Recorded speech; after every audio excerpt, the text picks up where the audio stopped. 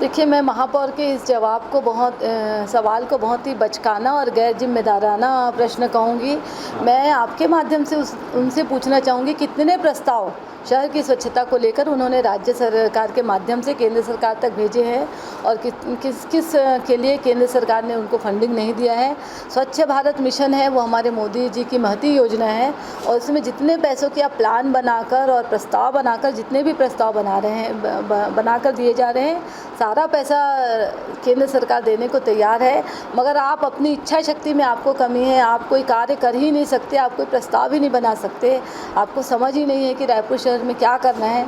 तो इसका आप केंद्र सरकार पर इसका ठीकरा फोड़ना ये ठीक नहीं है। आप प्रस्ताव बना कर दीजिए, जो भी लीगल और जेन्युइन होगा ज़रूर केंद्र सरकार उसमें पैसा जरूर देगी। किन चीज़ों का प्रस्ताव 800 करोड़ रुपए का महापौर जी के माध्यम से बनकर केंद्र सरकार में गया है, हमको इसकी जानकारी नहीं है। मगर ऐसा तो हमको कुछ भी नहीं दिखता, जबकि महापौर और नगर निगम प्रशासन को अपनी कार्य प्रणाली और कार्यशैली सुधारनी चाहिए।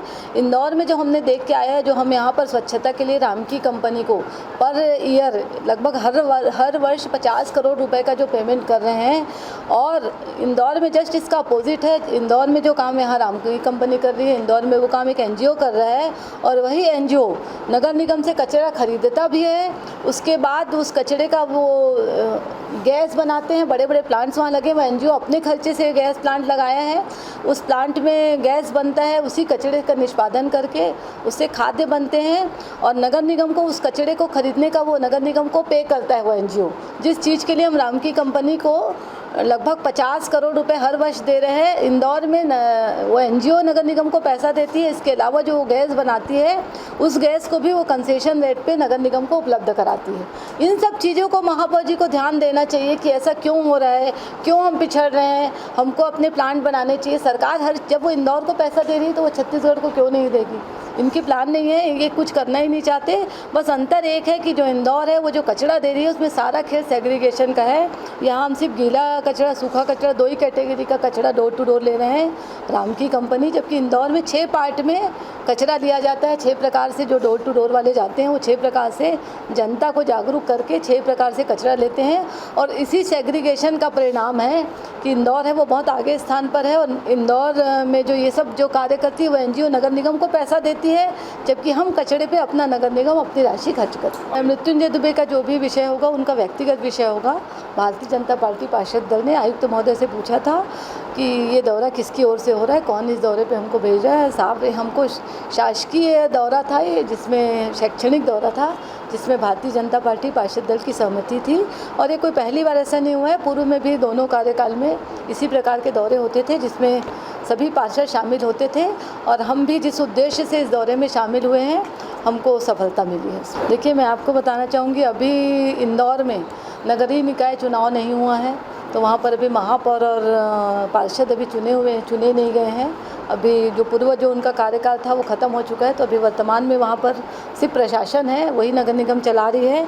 और रही बात कोऑर्डिनेशन की, तो ये प्रत्येक पूरे देश की बात है कि अगर सही बात पर खर्चा होता है तो पक्ष विपक्ष दलगत राजनीति से ऊपर उठकर अपने शहर को और अपने वार्ड को फ़ायदा दिलाने का प्रयास करते हैं। देखिए, हमको ऐसा लगता है कि हम जो देख के आए हैं इंदौर में कि जो जनता का जो एक पार्टिसिपेशन रहना चाहिए स्वच्छता को लेकर, वो इंदौर में हमें बहुत अच्छे से देखने को मिला है। हम जनता को जागरूक करेंगे कि आपके बिना सहयोग के स्वच्छ रायपुर को हम स्वच्छता नहीं दे सकते। और जो दूसरी बात मुझे इंदौर में बहुत देखने को, जैसे हम रायपुर शहर में हम चारों तरफ हमको होर्डिंग्स वगैरह नज़र आते हैं। होर्डिंग की पॉलिसी यहाँ पर रिस्ट्रिक्ट होनी चाहिए। जन्मदिन बधाई और ये सब स्वागत का जो होर्डिंग पूरा रायपुर शहर में अंबार है, वो इंदौर में बिल्कुल भी नहीं था, चंडीगढ़ में भी नहीं था। हम चाहेंगे कि होर्डिंग पॉलिसी जो है वो स्ट्रिक्ट हो। और तीसरी जो महत्वपूर्ण बात है कि जो आवारा मवेशी जो हमको शहर में इधर उधर दिखते हैं, इंदौर में बिल्कुल भी वो दिखाई नहीं देता। जब हमने उनसे इसका वजह पूछा तो उन्होंने यही कारण बताया कि राजनीतिक हस्तक्षेप जो रायपुर शहर में होता है, यहाँ इंदौर में वैसा कुछ भी नहीं है। प्रत्येक घर को एक मवेशी रखने की वहाँ परमिशन है और वो मवेशी घर के बाहर नहीं दिखने चाहिए। अगर वो बाहर दिखे तो नगर निगम उसको रास्ता कर लेती है। उसके बाद किसी भी प्रकार का अप्रोच वहाँ नहीं चलता, किसी भी प्रकार का मतलब किसी भी प्रकार का कोई भी कितना बड़ा से बड़ा भी राजनीतिक वहाँ पे प्रेशर आए तो भी वो लोग नहीं मानते। इसका परिणाम यह हुआ है कि लोग न तो अप्रोच लगाते और न ही अपने मवेशियों को घर से बाहर छोड़ते, और परिणाम यह है कि पूरा शहर इसी कारण पूरा साफ़ सुथरा दिखता है।